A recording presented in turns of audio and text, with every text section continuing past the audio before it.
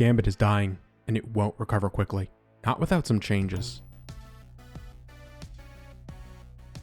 Just over 3 years ago, Destiny 2 received a third core activity, a new pillar to hold the franchise up high, to keep players returning for more.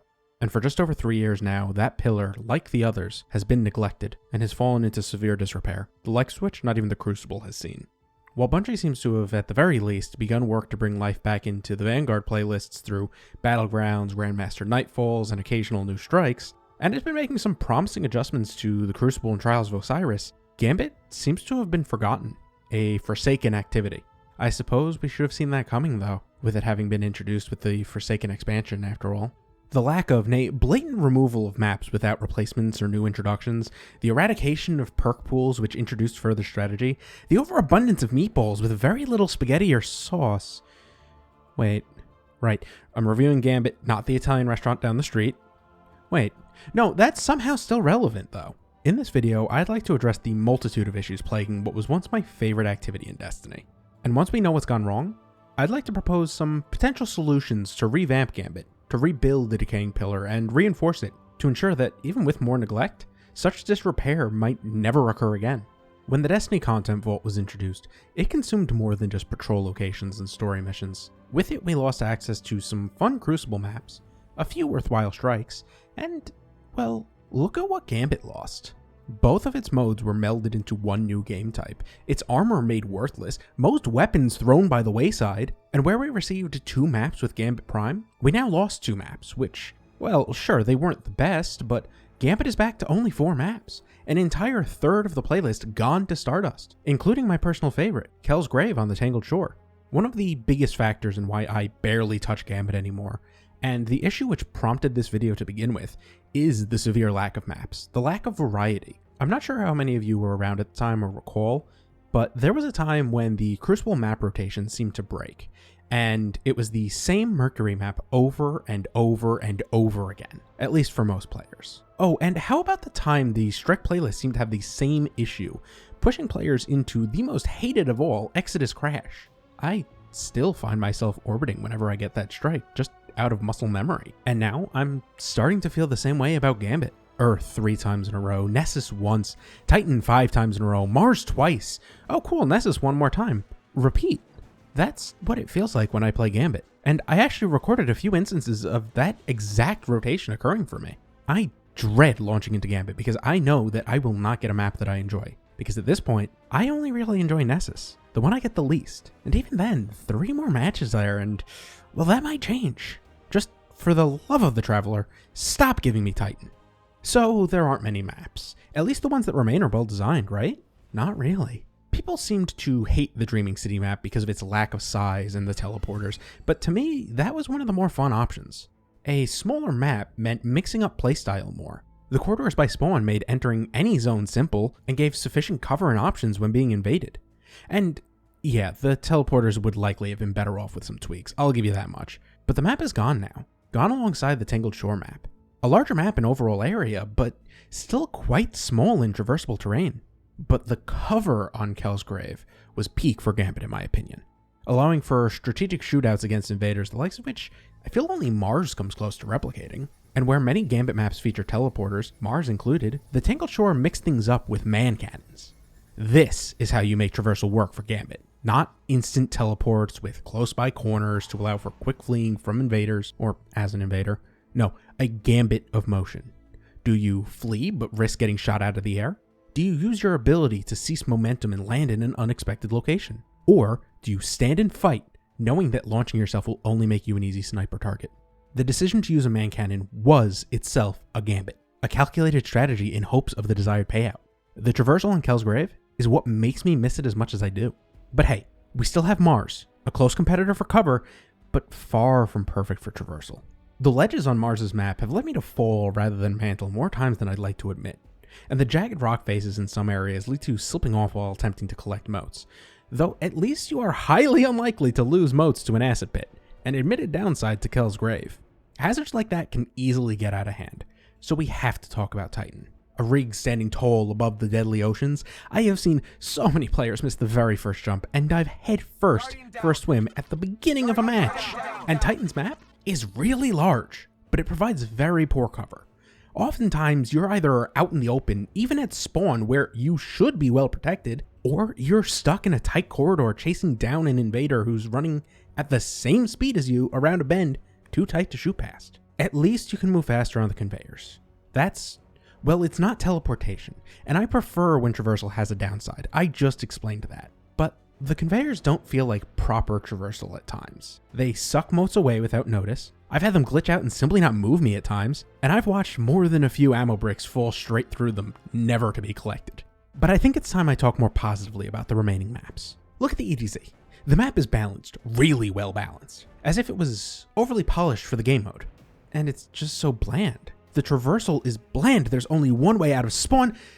Sorry, talk positive, right. The cover on EDZ is fantastic, allows for some great invader shootouts, but the invasion spawns are probably the most predictable of all of the maps. Okay, maybe I can speak more highly of Nessus. A very large map, almost too large at times, with an interesting take on the teleporter connecting two sides, using the drill set piece as a gimmick to keep one end from being used too frequently. Well, that definitely mixes things up.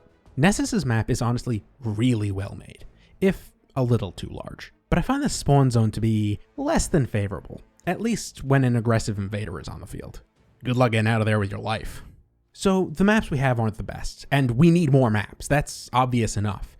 But what would make a new map stand out? First, a traversal gimmick that's not instantaneous and has a downside if used poorly or predictably. Anything but more teleporters, please. Second, multiple exits from spawn. Give Guardians options and directions so they aren't funneled straight into an invader's line of sight. Third, more variable invasion spawn points. The maps we have can be far too predictable at times, especially the EDZ. Fourth, plenty of cover. The good kind. Not thin curving corridors, no mazes of caverns, but plenty of rocks and rubble and huts to dive behind or through. Fifth, don't overdo the hazards, but do include something.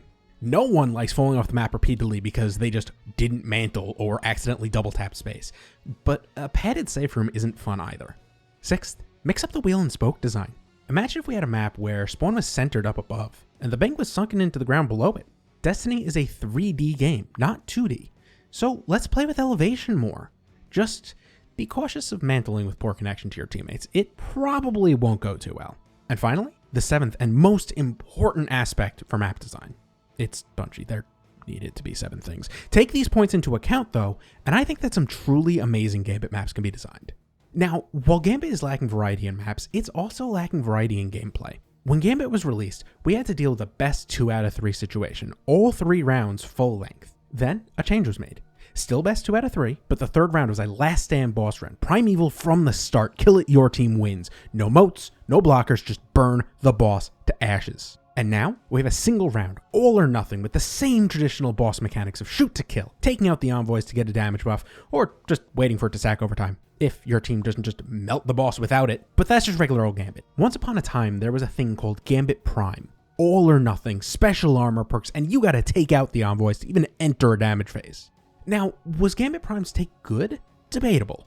At first, I thought it was great. Soon after, I felt like it was horrible, simply because I would solo queue with little armor, trying to earn tokens so I could get the pieces I needed, and I would face 4 stacks with full sets. It was not fun at all. The perks themselves were fun though, and team synergy was at an all-time high, I'd say. But without protection for solo players, and without perks for players who didn't have the armor or were new and not fully aware, well, it was atrocious. But dialing it back to what we have now, a step too far, I'd say. The way the current Gambit iteration was revealed sounded like it might be a distilled version of Gambit, the best of it and Prime without the impurities. But instead of a wonderful vodka, we got trash water. The bosses can be melted without even bothering to obtain Slayer stacks. Just bye-bye, big boy. It's always been a problem, but at least with Gambit Prime, the envoys needed to be killed, and the team needed to coordinate somewhat. And what of the perks? Sure, some are better off gone, but honestly, I feel like some of the perks could have become intrinsic within the game mode, and active only on completion of specific tasks. Consider things such as, did you get the killing blow on a high value target?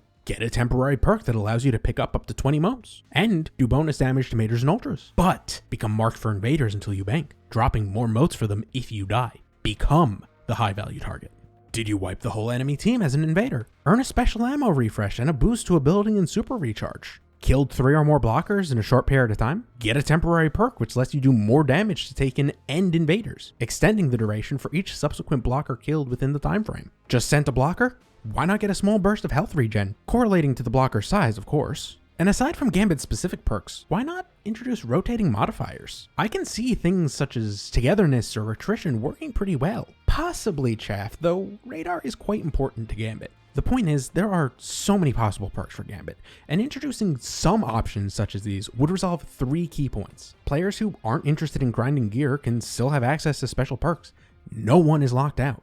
New folks who aren't familiar with the activity wouldn't cause as much grief for their teammates and can enjoy Gambit more fully. And teams would have a lot more options for synergy available to them without being a fire team. More strategy, more chances for the game mode's namesake, Gambits. Now, even with the introduction of new perks, there's still a gaping flaw in the plan. Heavy ammo. It's broken. We all know it. It has always been king. So how can we fix an issue more inherent to Gambit than the lack of maps? I propose something along these lines. First, disable heavy finder mods in Gambit and do not let enemies drop heavy ammo. Second, spawn heavy bricks at 3 key points per round. Once when the second invasion is completed, once when the primeval is summoned, and once when the enemy's primeval is at half health for the first time. Third, treat the wall brick like it's done in Control now, and give the whole team an opportunity to grab it. Why? Well, while this may be overly beneficial for stacked teams, it is a much needed change for solo players. I genuinely think that these 3 simple changes would cause heavy ammo to be much less potent within Gambit. And while the proposition might not solve the issue outright, I don't think the issue can be solved entirely without reworking heavy weapons from the ground up, or just disabling them entirely, which, let's be honest, neither of those is going to happen. But aside from heavy ammo, I've noticed special ammo is also an issue. No, not in its use, but rather in its lack. My friends and I often have very bad luck when it comes to obtaining special ammo in Gambit, and I miss the prime perk that regenerated special for invaders. I genuinely think that special ammo needs to drop more frequently in Gambit, and that doing so will also help draw away from the use of heavy. Now, tweaking the heavy ammo economy for Gambit should go quite a ways in preventing instant boss kills, but it's by no means going to be enough. Almost all primevals can be near insta-killed, with Meatball being the only true exception due to its immunity phases. And no, making Meatball more common is not a solution, nor is it a solution for putting malfeasance in more people's hands. Gambit Prime attempted to solve the problem of boss melt by making the change of requiring a set of envoys to be slain before the primeval could be damaged, but there were still many boss melt strats. However, I think that bringing back this mechanic, with a few tweaks, could do wonders. To start, well, Meatball is a problem for multiple reasons, but the one major one is its immunity phases. We do not want immunity phases that are troublesome. But perhaps instead some inspiration from Dark Souls might be in order. Specifically, the Deacons of the Deep. So what's my proposition? Upon summoning the primeval is shielded, and a set of envoys and adds spawn alongside it. Kill the envoys to damage the primeval. But more envoys spawn on a timer, and even when just one is alive, the shield goes back up. At first, 2 envoys spawn at a time. Then, by the 4th spawn, 3 at a time. Now, like I said, they'll spawn on a timer, and a tight one, so if you don't kill them, they're going to add up. The purpose of this proposition is to force players to do more than just stand and shoot Big Boss in head. It should push players to move to the envoy spawns, or to ensure that at least one teammate is managing the spawns while the rest damage the primeval. With this proposition, I feel there's simply one remaining boss issue to address. Meatball needs to go. No, not entirely, but mostly. There's data to show if players have malfeasance or its quest, so why not tweak it so that Meatball has, say, a 25% chance of being primeval only if at least one player in the match doesn't have the quest or weapon yet, and a whopping 0% chance otherwise. Boom! No more meatballs, vegans go wild. Or, Meatball could just be tossed aside entirely. Make the quest item drop after your, say, 5th win or something instead. So, by tweaking the boss mechanic and throwing out the one boss that's overly prevalent and doesn't really fit with the new style, I suspect that instant boss melt strats will be thrown for a loop, at least for a while. But wait, hold on just a second. Sure, these changes are all dandy, but a full fire team can still easily wipe the floor with a set of solos, even with these changes. So what about that? Well, that's a simple steal from Crucible, really. Add a freelance Gambit mode. That's it. Playing with a team or just confident in your solo abilities? Stay in the normal pool. Tired of getting your ass handed to you on a silver platter by 4 stacks when you're just trying to finish the weekly progress? Go freelance. But that begs the question, is playing a few matches of Gambit every week even worth it? Right now, I'd say probably not. The loot pool for Gambit is mediocre at best. 1 kinetic, 3 energy, and a heavy, and the current armor set, of course. Not to say the loot pools for Strikes and Crucible are much better, at least outside of GM's, Trials, and Iron Manor, but that begs a new question. Why doesn't Gambit have a weekly or monthly special activity? One with a unique loot pool. Maybe a while back you could have argued that Gambit Prime could be made a weekend event, or Reckoning could return once a month. Most of their weapons were pretty damn amazing after all. I just don't think that Gambit is suited for a special event such as that though. You see, GMs and Trials are endgame activities, and Gambit, well, it doesn't really have a foreseeable endgame in my opinion. And sure, Iron Banner is just control with a slight twist, so maybe just putting a spin on Gambit might be the way to go. Perhaps kit bashing together a new form would be beneficial. Something where there are heavier match modifiers like I outlined above. Perhaps one where there's champions as well. Oh god, wait, no. An unstoppable blocker does not sound pleasant. Though devious, I will say. I'm not sure how well melding various aspects from other activities and components of Destiny would work for Gambit, but I think that something is worth trying. But should that not be viable, well, instead, why not at least take some old toys out of the vault? We have a relatively large pool of past Gambit weapons and armor sets. Why not rotate season to season, making a different set available again alongside some different weapons? It'd mean bringing back one of my favorite snipers, Soul Survivor, so I'm down for it. And yes, I'm aware that Xur can sell the Gambit Prime gear. It's just that in the current state, I don't feel like Gambit is truly rewarding. Certainly not worth grinding a rank reset just for an Ascendant shard. But this is the topic where I truly don't have an answer, simply because everyone wants something different out of an activity to feel rewarded. I just know that something with the rewards needs to change. The loot needs to improve for a few matches of Gambit every week to feel like time well spent. And adding an aspirational event to Gambit would likely bring it much closer to a perfected state. In the end, it's clear that Gambit has many issues, and I hope I've done well enough to cover the most pressing matters. From map variety and design to stale gameplay and rewards, Gambit has been suffering since its release, and will only continue to dwindle away unless it's rekindled. By introducing intrinsic game mode perks, adding rotating match modifiers, and designing new maps, Gambit would certainly feel quite refreshed, if only for a time. Add to those changes a mix-up to the boss mechanics and a rework to invasions and ammo drops, and I think that Gambit might continue for much longer. But build beyond that through the addition of a weekly or monthly aspirational twist, and Gambit will be able to survive for the foreseeable future, even with further neglect. We don't need to patch the cracks in this core pillar of Destiny. It is far too late for that to do anything worthwhile. No, we need to rebuild and reinforce the pillar, and reinvigorate players to climb to its heights through enticing rewards. Gambit can survive. Gambit can thrive. Gambit can be made perfected. Thank you all for watching. I truly hope you enjoyed. And I'd love to know your take on what might heal Gambit. So please share your ideas in the comments below. And if you liked the video, well, you know what to do. But if you didn't, well, let me know through the button that nobody else can see right now. Thanks, YouTube. And if you're interested in more, make sure to subscribe. Finally, to those of you who have waited through this whole outro, what if Gambit became a Siva game mode instead of Taken? Siva-ified of all enemy types. Out there, I know, but an interesting thought in my opinion. Anyway, that's all. Bye, folks.